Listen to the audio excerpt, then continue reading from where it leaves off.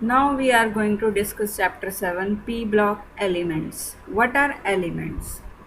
Elements which are made up of same type of atoms. For example, carbon element, which is made up of carbon atoms which are same in all respects like size, shape, properties, etc. In this chapter we will discuss about how the p block elements react, what are their properties and compounds, etc.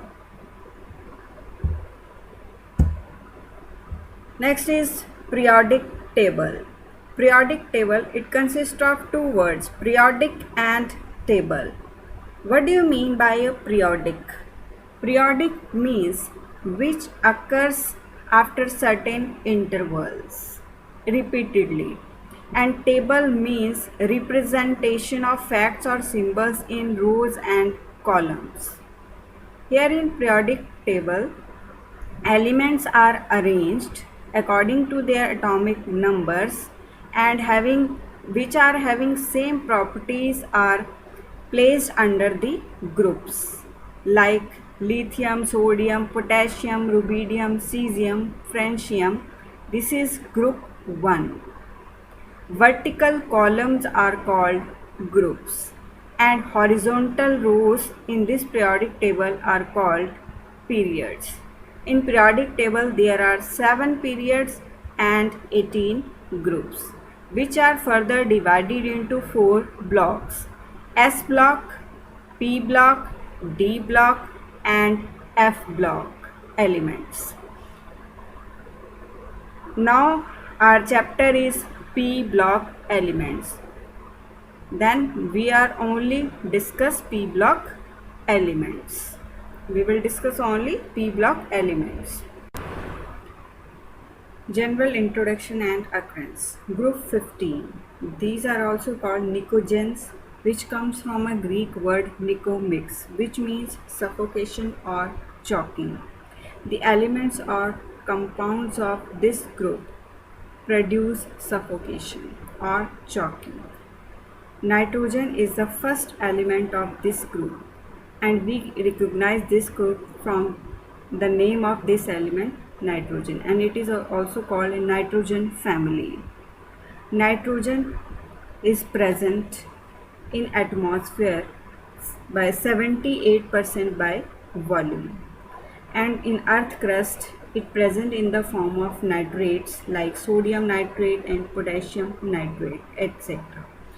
It is an essential component of proteins, amino acids, nucleic acid, etc., which regulates growth in human beings.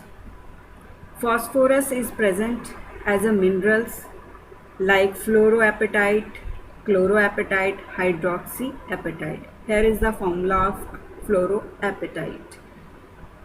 Arsenic, antimony, bismuth. These are present in the form of sulfide ores. And moscovium is a radioactive element of this group, which is synthesized or discovered in labs. Next is group 16. This is also called chalcogens.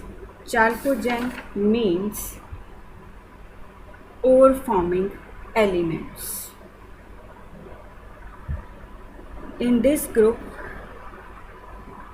oxygen is the topmost element, and we recognize this group from the oxygen element, and this group is called oxygen family. Oxygen is present as 21% by volume in atmosphere. It is also present as a silicate minerals on earth crust and in the form of water in oceans, seas, etc. by 89% by weight. And sulfur is present as a sulfate, sulfide ores, and in natural gas and crude oil in the form of H2S gas. Selenium and tellurium are present in the form of sulfide ores. Polonium is the decay product of thorium and uranium minerals. Means it is a radioactive element. Group 17. These are called as halogens. Why these are called as halogens. Halogen, it consists of two parts, halo and gens. Halo means sea salts and gens means producing. It means these elements means elements of group 17 are produced from sea salts like fluorine present in the form of minerals like cryolite. Here is the formula Na3AlF6. Chlorine is also found in seawater, salt wells and salt beds like NaCl, calcium chloride, etc. Bromine in the form of bromides of alkali and alkaline earth metals like NaBr, KBr, magnesium bromides in seawater and salt lakes. Iodine is present in seaweeds as alkali metal iodides like sodium iodate. Group 18, which consists of rare gases like helium, neon, argon, krypton, xenon and radon. This is also called aerogens. Why these are called as noble gases? Noble gases means which are not completely inert, means they form some compounds like xenon and krypton form compounds. That's why these are called as noble gases, not inert gases, because they are not completely inert. Helium is 23% in universe, and on earth crust it is present in the form of natural gas, that is 2.7%. Helium, neon and argon are present in radioactive minerals which are produced from spring waters like monazite, pitchblende, etc. Next is the electronic configuration of p block elements. Why these elements are called as p block elements? P block element because the last electron enters into the p orbital. For example, in boron, the last electron, that is 2p1, the last electron enters in the p orbital. In aluminium it is 3p1, and for nitrogen it is 2p3, phosphorus it is 3p3, for neon it is 2p6, argon it is 3p6.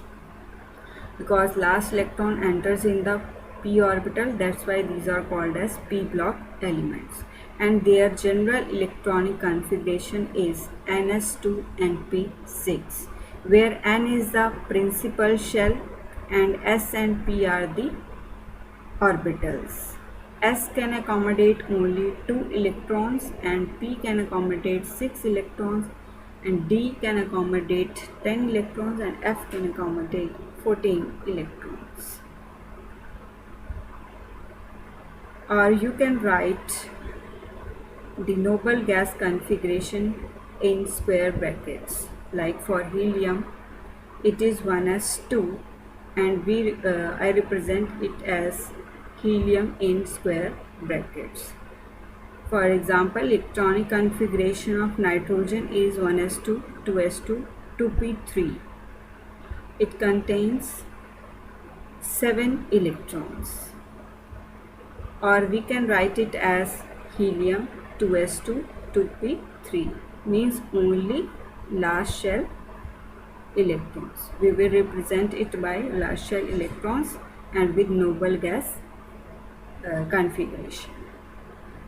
This is the electronic configuration of the p block elements. You can write for other elements in the same way. For neon, it is square, Ne, square bracket closed.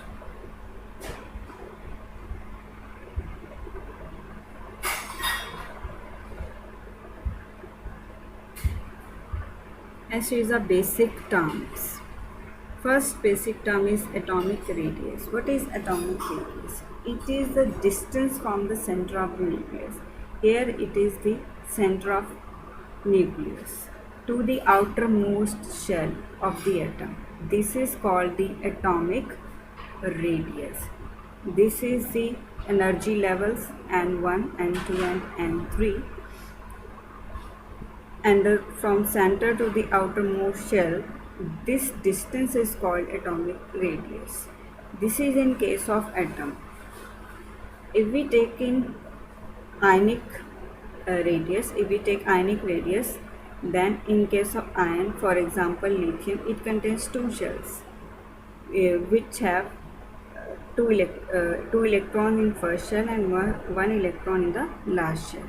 If we remove one electron from the last shell, we get lithium positive, which is equal to 2 electrons.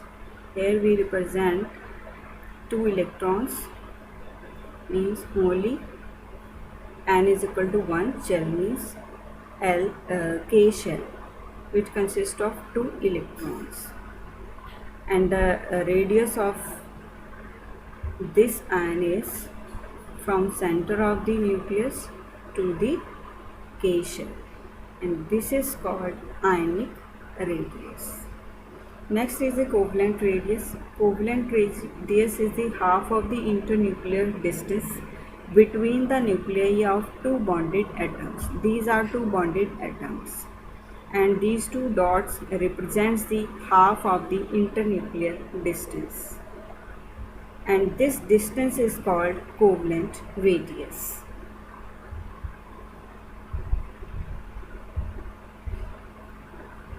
Next is ionization enthalpy. Ionization enthalpy is the minimum amount of energy required to remove the loosely bound electron from the neutral gaseous atom.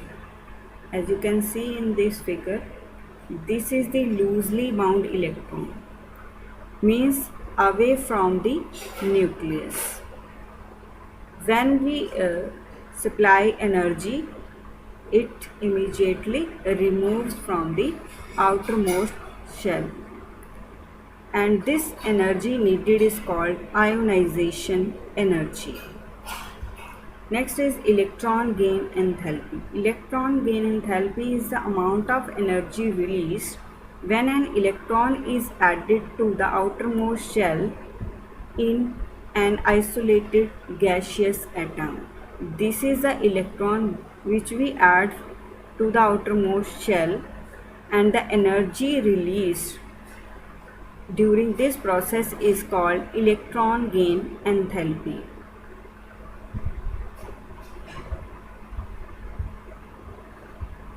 Next is electronegativity.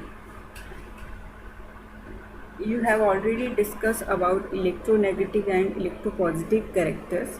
Electropositive character means tendency to lose electrons. Electronegativity means tendency to attract shared pair of electrons towards itself. Next is metallic character. Metallic character tells the level of reactivity of metal. Means metals have a tendency to lose electrons. How the metal is reactive. Metal कितना reactive है, this is ये हमें पता चलेगा metallic characters. Next is non-metallic character. Non-metallic character means tendency to accept electrons during the chemical reactions. When a non-metal accepts electrons during the chemical reaction, then this tendency, this property of that non-metal is called non-metallic character. Next is allotropy. Allotropy is a property of some elements to exist in more than one form in the same physical state. For example, in case of carbon, it forms 5 allotropes. Next is phosphorus, which form 3 allotropes like white, red and black allotropes, and red allotrope is used in the matchsticks. Next is catenation. Catenation is the self-linking property of atoms. For example, carbon, sulfur, silicon, etc. All these elements show catenations, means they are linked by itself to show this property.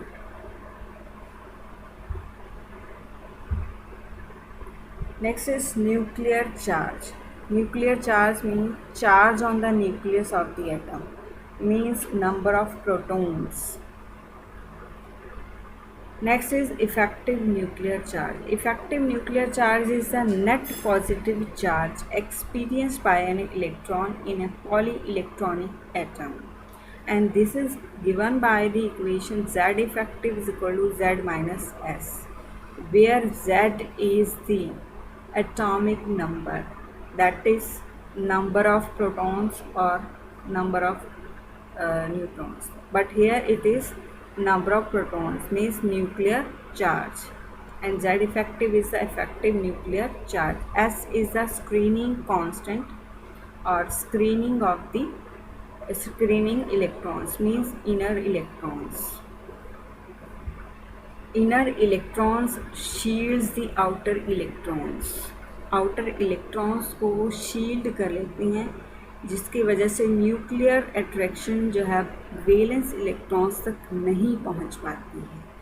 उसी screening को हम क्या कहते हैं, screening effect कहते हैं। For example oxygen, Z effective is equal to 8 minus 2. It contains 8 electrons and 2 is the screening constant, which is determined by the Slater rule, and it is equal to plus 6. And for fluorine it is Z effective is equal to 9 minus 2, because fluorine consists of 9 electrons. Fluorine के अंदर 9 electrons हैं, and 2 is the screening constant, and we have left with the effective nuclear charge, that is plus 7. And fluorine has a greater effective nuclear charge, that's why it is smaller in size.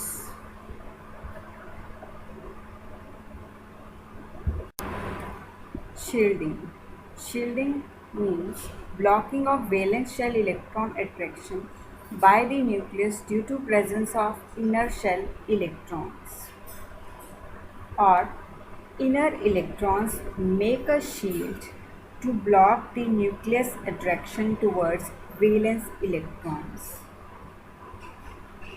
and this phenomenon is called shielding effect.